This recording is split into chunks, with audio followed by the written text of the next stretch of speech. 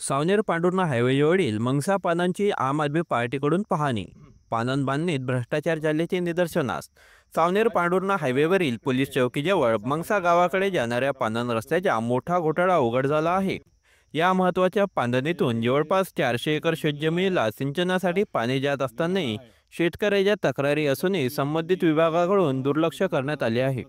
या प्रकरणाची गांभीर्याने दखल घेत आम आदमी पार्टीचे तालुका अध्यक्ष पंकज घाटोळे, जिल्हा संघटन मंत्री संजय राऊत, जिल्हा महासचिव जामोंत वारकरी आणि शहर अध्यक्ष गजूभाऊ चौधरी यांनी घटनास्थळी भेट देऊन पाणीची सखोल पाहणी केली।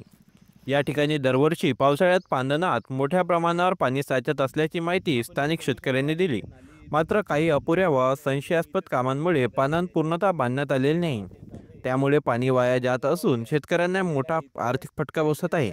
ही पानन केवळ शेतीसाठी नव्हे तर शेतकऱ्यांच्या भविष्याशी निगडीत आहे।